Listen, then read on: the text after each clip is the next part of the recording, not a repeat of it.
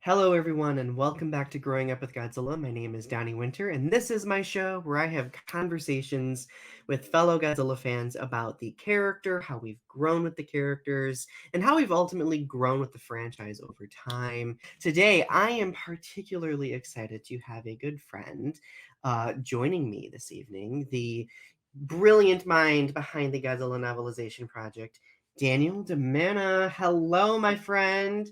Oh, I didn't see Oh, you there. Hi. share some with me, please. There you I ate it all. I'm so sorry. Oh, well, that's not fair. Dang it. No. I have nothing to follow that up on it. That would have been rude. It was an That's gonna iconic intro. It'll go down in history in all intros.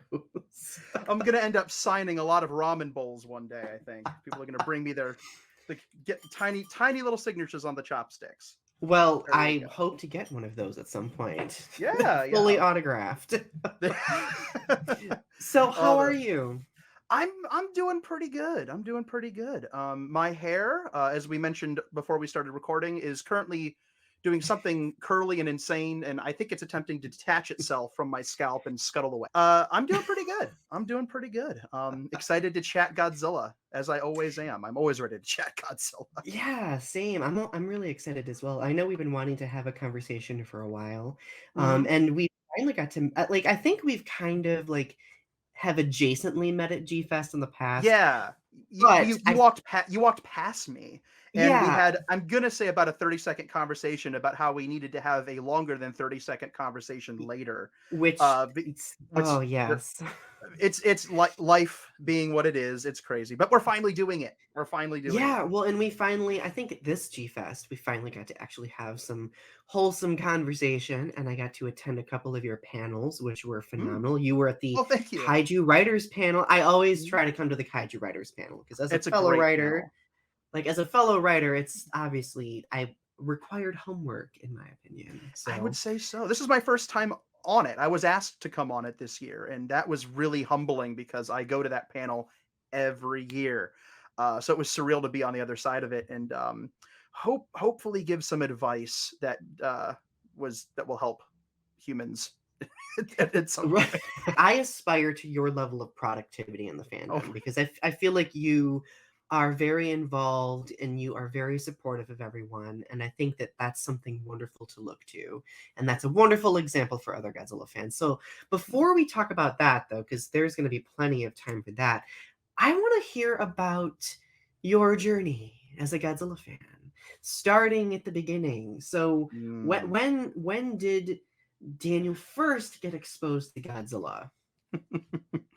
Well, first of all, thank you for your kind words. Before I jump into that, very thank you. That means a lot to hear. I do my Oh. best. Um, so my origin story, the growing up with Godzilla portion of growing up with Godzilla. Yes, it's in the title.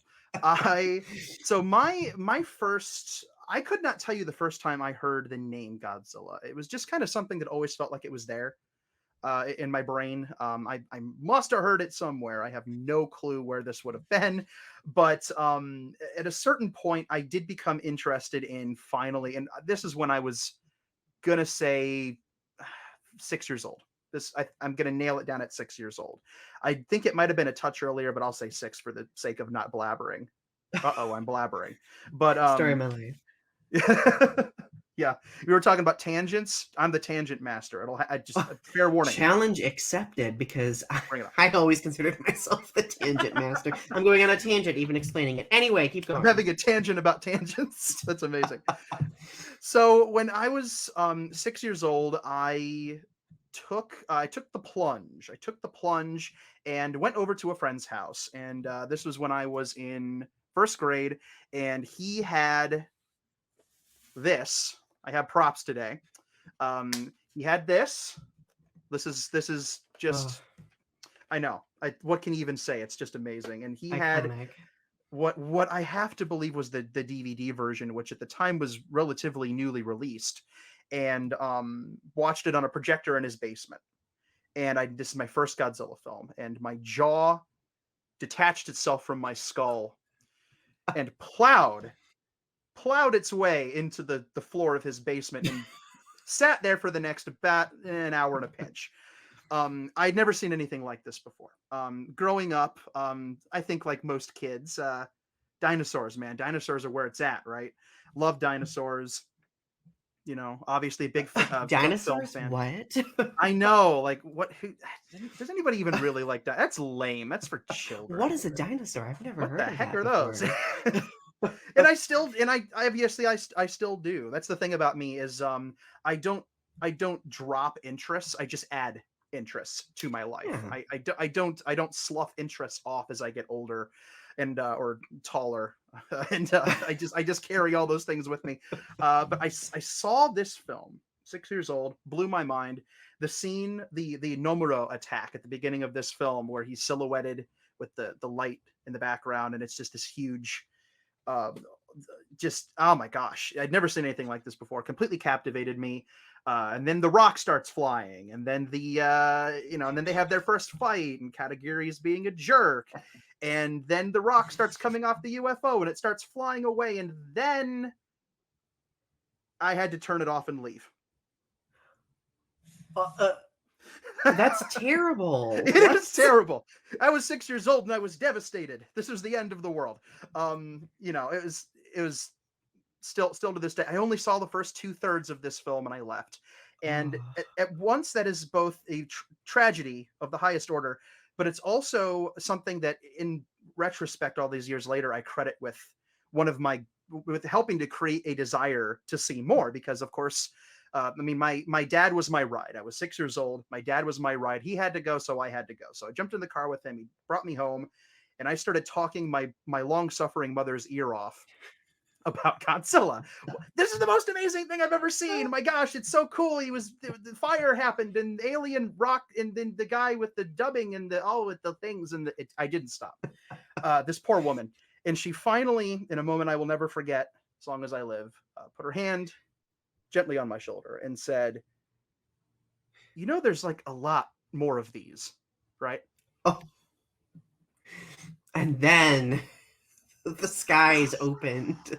The skies opened, the clouds parted, the sun shone down. I think I levitated. It was very dramatic. And I owe a lot of my early Godzilla fandom to I kid about torturing my mother with these movies, but she brought me to the library and rented these films and helped me record them off of TV. So I owe her a lot. She's just still to this day very, very supportive of what I do. And so 6 years old, me and my little brother, who was I think 4 at the time, we jumped into the car, drove down to my library. A lot of kids in my general age bracket have great video store memories. I do too, but my video store was my library. And we went to the section with the little G card where all the VHS tapes were. And again, props, I picked this out. Oh my goodness. This was the first Godzilla film I saw from beginning to end. What a choice. Like, iconic. One of my favorites. This is, to this day, these two right here, these are my two, the ones that mean the most to me.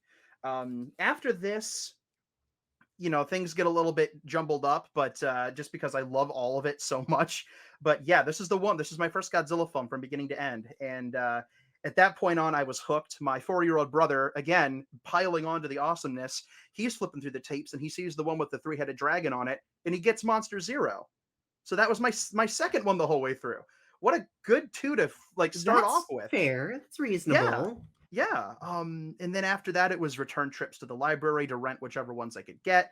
There was a Sci-Fi Channel Labor Day marathon that I taped back when Sci-Fi spelled its name right. I still can't get over that. Yes. I taped 3 of the 70s films, and saw a couple of the things on TV. There was a local. Were there any Media Play stores where you were growing up?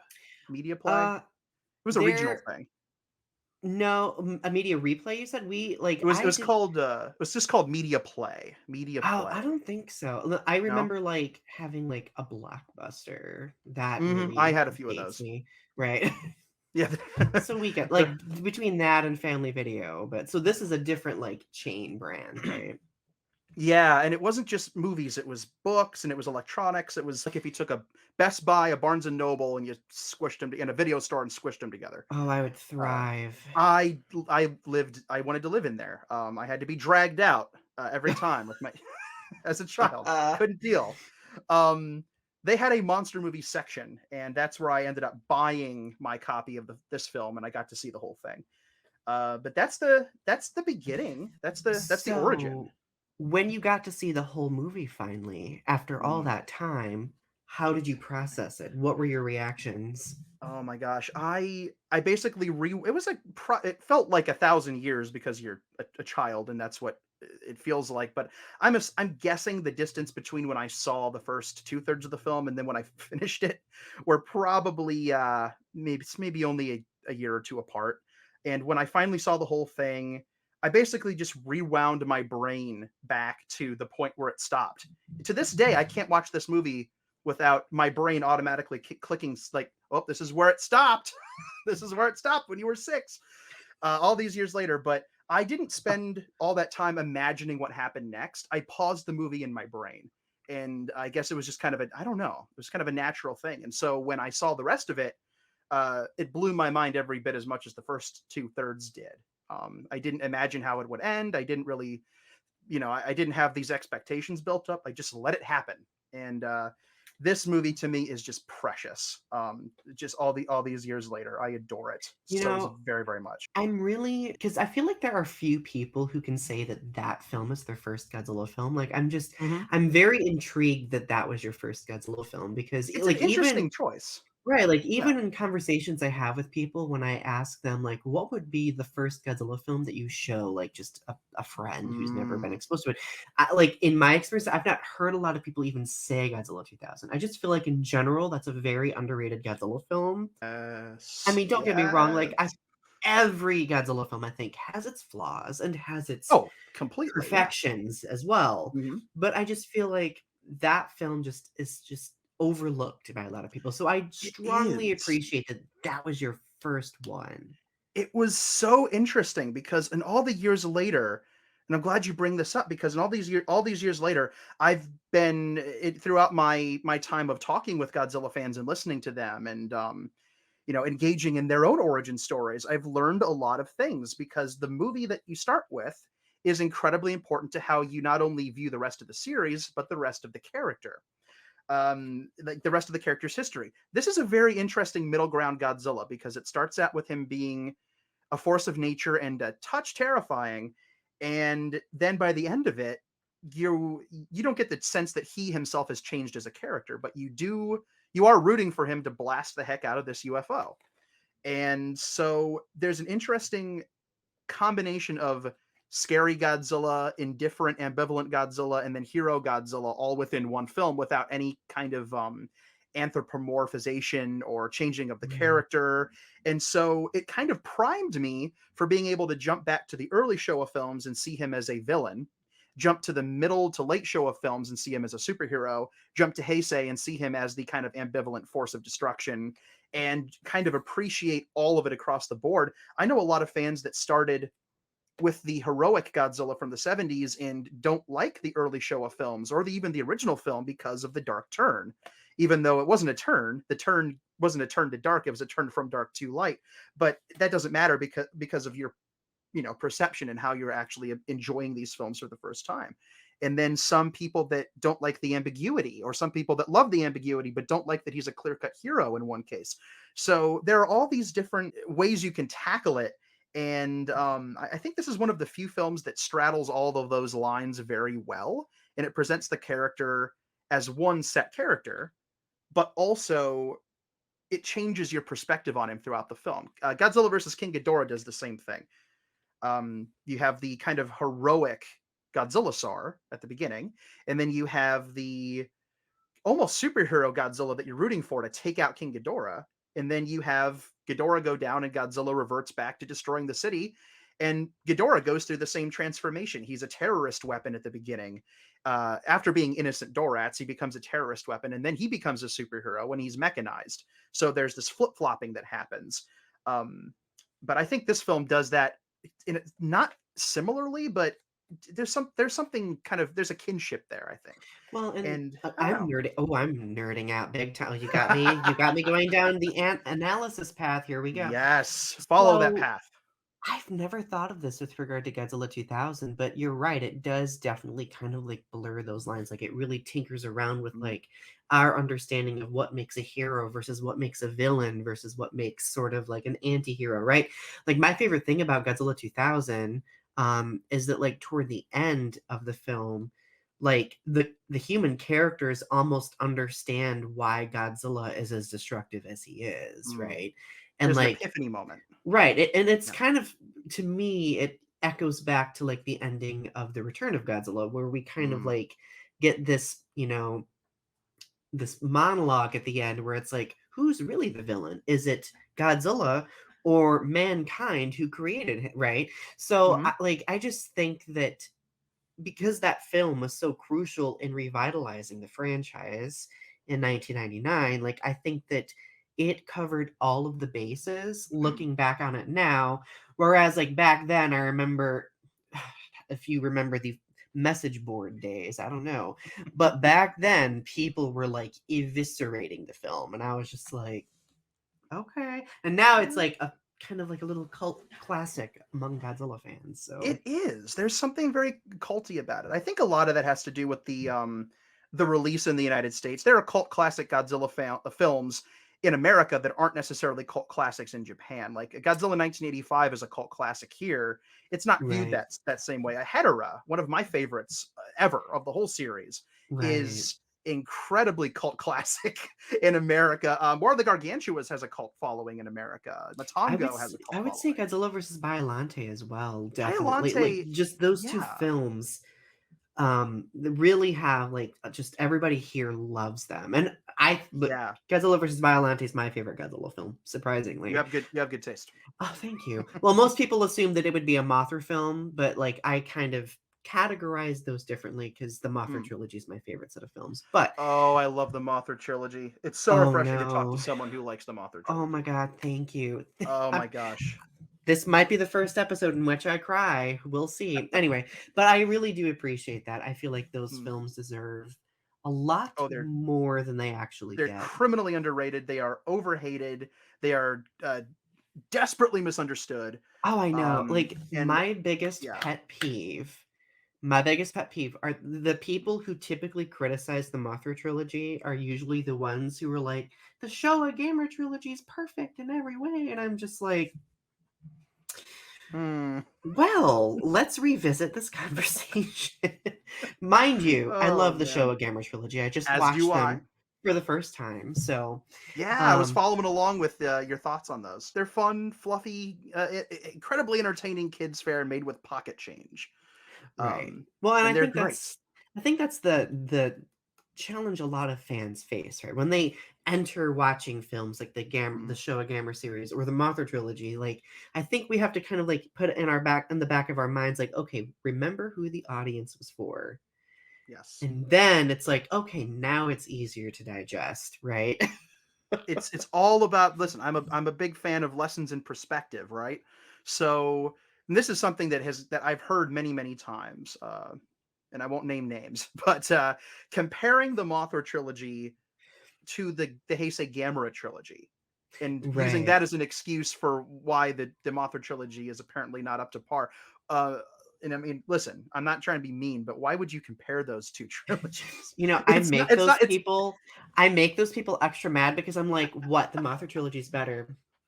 And then they're like, "How dare you?" And I say that obviously just to get a you're trying reaction, to you're trying to just to stir be a something up. troll, you know? But Listen, really, I I agree. I don't yeah. think they can be compared. No, it's not apples to it's not even apples to oranges. It's like apples to scuba gear. It's like complete. It says these two things aren't even fruit. Like there's or one of them isn't. It's completely two different things. One of them different audience, different. I mean, do I even really have to? I mean, it we all know it's the same. It's yeah, they're completely different. Yes. And there's no. It's it's like saying it's like comparing Godzilla's Revenge to the original. Two different audiences, Right. two different. time periods, two different everything. Exactly. So it doesn't do. That's why I don't really like to play the comparison game when it comes to how I feel about a film, because I feel like you just got to take it as its own thing. And I admit a lot of that's nostalgia. I grew up with the first two Rebirth of Mothras. I watched the second one endless times as a child. It was in regular rotation with every other movie I watched. I watched the first one a couple times. Mothra's, spoiler alert, traumatic death scene in that film, I couldn't. Oh, It ruined me as a child. oh.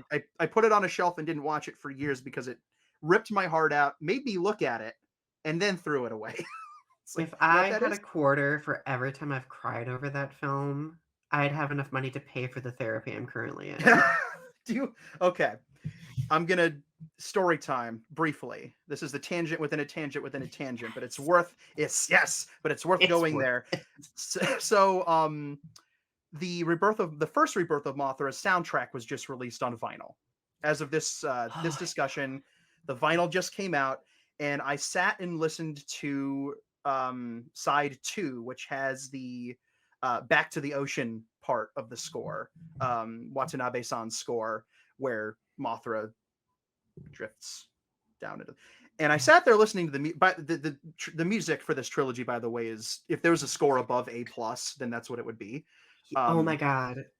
How are you? it's You are my twin, basically, because I literally yes. am always going on about the Mothra Trilogy soundtracks. Anyway, Uh, continue. no, you're fine. But no, I was sitting in my living room playing this music, and just it's you can't listen to it without getting incredibly emotional, and it got me. It got me. The Yeah. music alone, and I've listened to that soundtrack, Sans the movie, 1,000 times. And it's hard. It's hard to get through that track because I'm instantly back in 8-year-old brain watching. Mothra's my favorite monster. Oh, Mothra's my favorite monster. I grew up with this, so Mothra's my favorite monster, and that is awful to watch. If you love that character, it oh is yeah. powerful. And then you stop and think about it. When you're a kid, you don't necessarily go there, but when you're a little bit older, you go back and you think it's, you know, it's a friggin' puppet, man. Oh They yeah. were able to get that much emotion channeled into something handmade to make you have that reaction, to make you cry. That is so many layers of impactful art. It's ridiculous. So listen, I'm not going to try to tell people who don't like the trilogy that they're wrong. Everybody's entitled to like and dislike whatever they want, but I love those films to death. Like Love I completely resonated with what you just said. them. People can think, they can think that the trilogy is trash. Like I don't Yeah, care, that's I fine. don't Their care. opinion doesn't affect me. But people cannot also deny the fact that Mothra, I think, I would argue personally, and people can Mm. disagree with me all they want, that for the first time, Mothra was given distinctive personality. That Interesting. that Okay. that really like I really feel like the mother Mothra had like a distinctive Mm. personality. Mothra Leo had like a very like rebellious, Mhm. like you really could get like these personalities out of the kaiju, which I found very refreshing. Death Ghidorah was terrifying. I still Oh my think gosh. that incarnation of Ghidorah is one of the scariest, but also most cool So good. versions. And the battle scenes, beautiful, beautiful. I Do was you have trying a to see Death if I could Ghidorah get figure? I was trying to see if I could get my Death Ghidorah off the shelf, but he's buried. I am so jealous. I've always wanted a Death Ghidorah figure. But I just saw one at All Monsters Attack last weekend. Again, at the time of our discussion, last weekend was All Monsters Attack in oh, Indianapolis, and they did have one, but his horn. I mean, I didn't need one because I have one, but his little horns were broken on one of his heads. oh, I meant to get one Yeah, at G Fest when I was there, but I didn't get one. yeah. But Watanabe's musical scores. Okay, dissertation time. Yes, Um, bring it on. so though the soundtracks for those three movies got me through high school and like Wow. my first year of college. Like I think that like as I mean, the films have their flaws, right? I mean, they're not perfect, but what film is perfect anyway? I Right. mean, yeah. But I feel like these musical scores, like I feel like they should be lauded and celebrated at the same level that Mishiro Oshima's scores are and that Ifukube's scores are, like, Mhm. because they are Yes. like they take you to a whole nother place. They're whimsical. They Yeah. are They're Williams-esque. yeah, like and There are it moments that are very John Williams-y oh, without being derivative. 100%. There's Yeah. moments that to me are very like Lord of the Rings, Howard Shorey. Like I'm Mm. Oh, just those like, "Oh scores. my god," like so they are phenomenal, and if anything, like, I at least try to encourage people, like, listen to the musical scores. Like, I cannot begin to Yeah, tell you just how many hours of fan fiction I wrote listening to those damned musical scores. that's awesome. Anyway. That's awesome. No, those the first one in particular kind of became one of my oddly enough, was one of my high school go-to soundtracks. That and a couple of other film scores because film scores that's my favorite genre of music is film score and We would have I been, will like, best friends in high oh school, I swear. absolutely we would that's amazing. So obviously you were introduced to the films like as Godzilla fans, as we grow older, we tend to like branch out, the more Mhm. exposure we get to the internet, etc. So once you started branching out more, what directions did you go in within the fandom? Ooh, I always gravitated toward the analysis and informational side of the fandom. I was less about like critically reviewing the films on an objective level and more about celebrating them subjectively and learning about their history and about the deeper themes and about the the mysteries, the cultural things that were involved, the Mm, culture behind the films. One of the things that actually had somebody come up to me at G Fest. I was on the Hetera panel at G Fest, which was an absolute thrill because I adore that film. And it was so cool to celebrate the anniversary and have people come up to me and tell me that they liked what I said, which was super cool. And one of the things I mentioned, and the exact name of this sect is going to escape me off the top of my head, but I talked in the panel about the scene in Hatara where they're on Mount Fuji, the teenagers are burning their bonfire, and then there are a couple of shots, one during the party, and then one when Hedorah is carrying Godzilla away, of these old men, these creepy old men, looking in the underbrush. And there have been so many different theories in the West about what these guys were doing there. My favorite theory was that they were ghosts. They were ghosts from the war that were disapproving of the younger generation, or they might have been villagers or something. But the real story is that was an actual real sect of Japanese mountain dwelling farmers who were not super into modern technology. And they would have been on Mount Fuji at that time, and they would have seen something like what those kids were doing, and they would have disapproved. And those are cool discoveries because that's something you don't know unless you dive into the Japanese history. eh, And that's the stuff wow. that fascinates me. So Right. I I love that was stuff less too. isn't that interesting? So I was less of a message board person and more of a, "Oh, look, Toho Kingdom just wrote a new blog" person. That was what Oh, I was get. That's what I was doing. I was diving because what happened ultimately when I was younger is Godzilla was one of many, many, many things that that was a deep passion because I was also into rattle off a couple of things. I loved Transformers. Transformers was cool. Star Wars right. still to this day. Love Star Wars. A couple of other things. 1950s science fiction. Gotta love it. My other big monster love is the Universal classics from the 30s and Ah, 40s. In the 20s, can't forget the silence, right. and just magnificent films. And so I would bounce back and forth, whatever, depending on what mood I was on, whatever I want to do. What am I going to do here? What am I going to love most this week? And then ultimately, I kind of had some. I mean, I'm not going to get too into the weeds, but just some kind of emotional struggles that popped up in middle school. I mean, it's middle school and high school. It's awful, you know. Mm. Well, yeah. Right. I get It that. yeah, it's not a fun time. And Godzilla became something I started leaning on in my freshman year of high school more than I leaned on it at all before.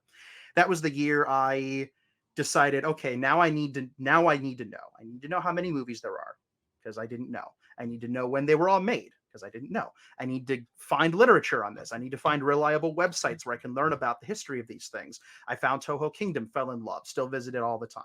I love Toho I got Kingdom. they're doing God's work, because the translations that they do and the interviews, an incredible resource. And then later on, Wikizilla, of course. When I Yeah. first started using Wikizilla, it was a little less reliable, but they have, over the last many years now, they have really just, oh my gosh, Wikizilla is an incredible database of information. There's so much crazy stuff going on in Wikizilla. Um, and I got Dave Callett's A Critical History and Filmography of Toho's Godzilla series book, and I read it cover to cover about 90 times. And I started collecting literature, and it was around that time that I started finding the toys. I made a deeply, deeply troubling discovery when I was in early on in high school. It was called eBay. You Yeah. collect figures? What? Yeah, I got a couple, but yeah, that was around that time that I did that. So I gravitated naturally toward less of the this film sucks and you suck crowd, and more toward man, I had no idea that what the old guys in hetero were all about. Man, I had no idea what the economic miracle was and how that influenced the Japanese views of crony capitalism that were behind King Kong versus Godzilla and Mothra versus Godzilla. I had no idea that there were all of these deeper things going on, and that this monster might represent one thing, and this human character represents something in ourselves that we can, these are films that are not all of them. Not all of them. There's not a Oh lot of yeah. depth. There's not a lot of depth to Godzilla versus Megalon. I love that movie, but they throw in a couple lines about nuclear testing being bad, which I imagine most sane people would agree with. Don't use nukes. But it's I don't require depth from all of my Godzilla films. Sometimes I just want to be entertained, and there are Godzilla movies for that too. Oh But yeah. it's that some of those movies hold up a mirror to the audience, and they say, look at what you did, you bad human. Like Yeah. look how much better you could be, and look what might happen if you don't get better. So there are a lot of, that's what I gravitated towards. So I was less of a leave a comment person, and more of a just digesting all of I eat up Right. kaiju factoids like Tic Tacs. Still to this day, I learn something new all the time. And that's so cool that however many years later, I still find new stuff. So obviously, like, I mean, you've mentioned some of the films that like really started you off on this entire Mm. journey, right? So like fast forward to now, like what would you say are your favorites slash standouts? Man, I mean, standouts could be a list that'll last the rest of the interview. But the to me, my favorites, I'm interesting like that, because I'm one of those weirdos. I don't really get a lot of kicks out of intricately ranking all 36 That's fair. Godzilla films, because here's the thing, and I know this is the cop out answer, but I love them all. I love aspects of all of these films, and inevitably one of my favorites would be on the bottom of that list. That's just how So, it works. well, okay. So here is a rephrasing of the question that might help. No, I have an actual What? answer, but yeah, go Well, ahead. I was just gonna say, what are Yeah. your comfort Godzilla films that you Well, always go back to? this one right here, this one right here. And this is the same answer to the question you asked before. Like, if I had Oh, standout ones that meant the most to me, perfect. that's the same thing as my comfort food, because I don't base my favorites on necessarily quality, which I know might contradict, because I did just hold this one up, and quite frankly, both of these are great. But Granted, people would no, debate you to listen. the end of time, Oh, right? listen. Unfortunately. Listen. This right here is a masterpiece. You may come at me. I would think most fans would agree that this is a standout film, though. I mean, Oh yeah. Mothra versus Godzilla, this is amazing. Monster Zero, the original, all of those. But my favorites are the ones that impacted me the most as a child. Yeah. Those are the ones I'm not going to sit and, like, Megalon is, if I'm going to be brutal, is not a very well made movie. But listen, I derive so much genuine joy from that film. I adore every moment of Godzilla versus Megalon. My love for that film is not based on its objective quality. It is based on how much it fills my heart with joy while I watch it. Oh And yeah. that amount is tremendous, by the way. It is a fun flippin' film. I'd say these two that I just held up. And if I was going to have a trilogy, the trinity of Godzilla films that hit me in the heart the most, it would probably be I'd throw Godzilla versus King Ghidorah on that stack too, because that one I watched on repeat as a child, and I know it's nonsense and it makes very little sense, but I've dedicated so much brain power over my life to trying to figure out that film.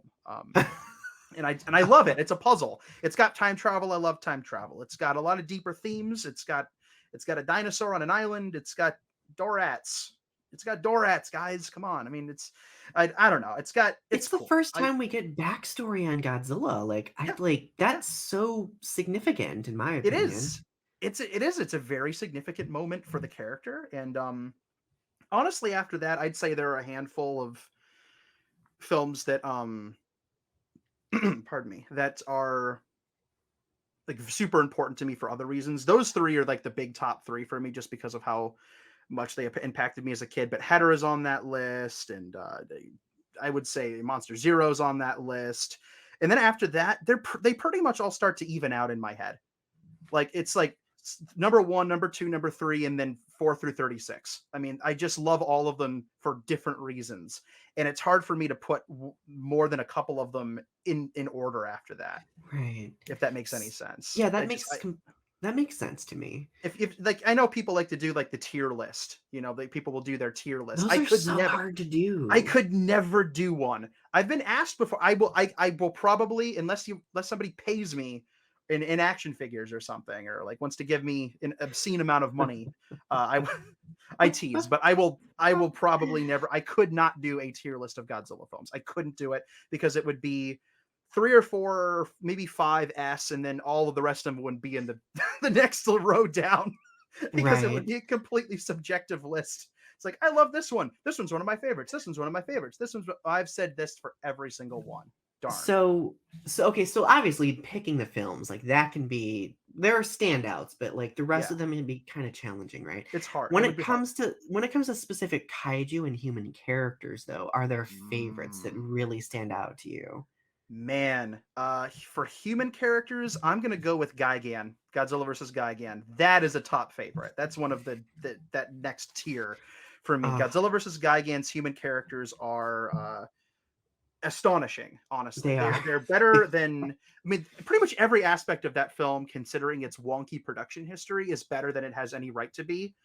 I have talked and just yammered endlessly about my love for that film, and how I will defend it until my dying breath, and about how crazy the story is behind it. But I love the human characters. I love Gengo. I do have some I do relate to him a little bit, because of he's an artist and he's goofy, and I love I love Tomoko, his karate kicking girlfriend. I mean, the movie. Listen, They're such an interesting duo. what an but she's very devoted to him, and she obviously believes in him enough to urge him to keep submitting his manga to different places. So there's a real relationship there, even though she could kick his butt, and probably has multiple times, because Probably. he's kind of a slacker.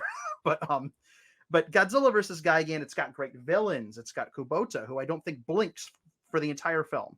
Yep. You've got Fumio, the chairman, who's like this child prodigy, and he's got this very menacing countenance to him. You don't want to get near these two dudes. But most of all, it's got Corncob Hippie, and Corncob Hippie is If you like, weren't going to mention him, I was going to. yeah, no, I got to talk about Corncob Hippie.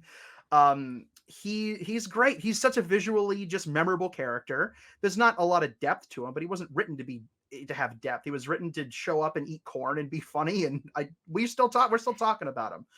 I'm going to bring up Godzilla 2000 again, because I love the trio of main protagonists in that film. I think Shinoda is awesome.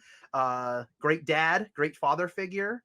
Katagiri is one heck of a smarmy, gross villain. Oh, and so Uh, dramatic. I love it. he's so dramatic. He's got the stare.